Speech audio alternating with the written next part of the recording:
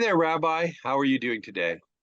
Oh, they say that we're going to be able to see the northern lights. So I'm prepared for it. Now, in ancient times, lights in the sky were interpreted as uh, signs of divine intervention, things to be worshipped, or sacrifice a virgin, or drink a beer, or something like that.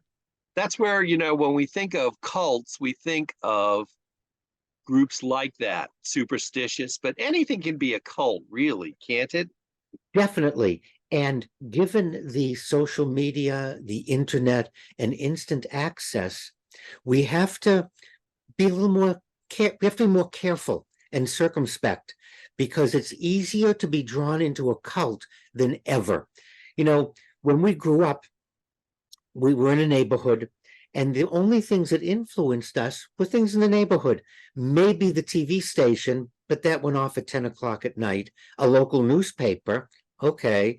However, what was going on around the known universe, we didn't know anything about. So we were really limited in our information and what seduced us. Now, there's so much out there that we get exposed to that I want to issue a caveat, a cult warning. We have to be careful and stop, think, analyze. And that's the difficult part because cults are really emotional. They all start off good, Joe. You see something on a cable news channel, you see something on TikTok, an exercise, a person, and it's innocuous, it seems good. And then you get drawn in, and as it evolves, it may stay good. However, power corrupts, and there's a tendency within a cult to start manipulating people, getting them to donate money, to give you money, to pay for things. And all of a sudden, you've put so much psychological and emotional energy into it, you don't recognize you're caught in a cult. So a cult isn't just those primitive organizations. We have to be really careful, Joe. Yeah, because harkening back to the days of my youth and the Beatles, there was a fanatical devotion to anything with George, Paul, uh, John, and Ringo that would compel people to do all sorts of crazy things. And also, we have yoga instructors who are like starting to incorporate all kinds of metaphysical beliefs into what is basically a simple exercise regimen.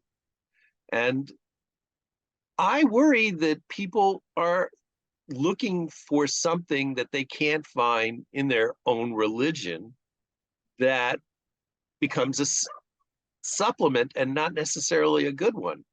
I think you just hit on it, Joe. Each of us needs to look at our own faith, our own religion, because everything we need is there. It's not packaged as slick, and it doesn't promise instant or quick fixes to things, which we all want. Who doesn't want a quick fix? Who doesn't want a great body? Who doesn't want to lose weight? Who doesn't want low blood pressure? Who doesn't want low A1C? We all do.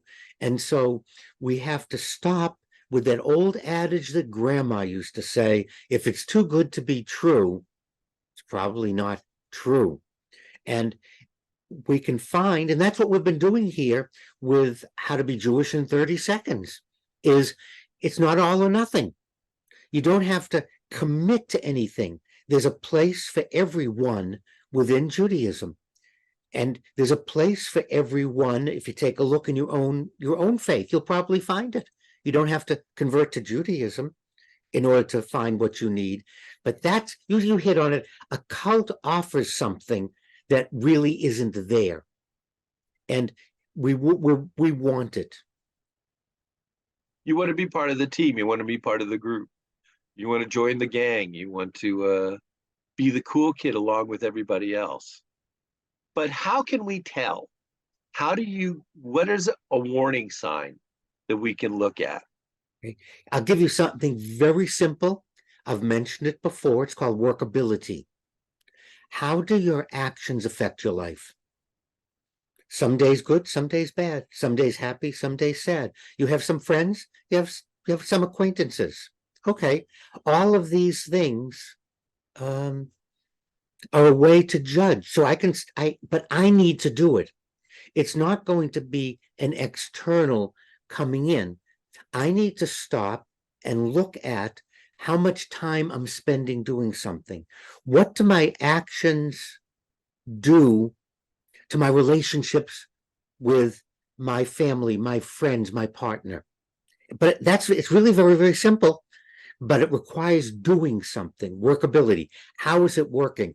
I sell everything. I go on trips. I follow the group around the known universe. I give money that we don't really have that comes out of the budget.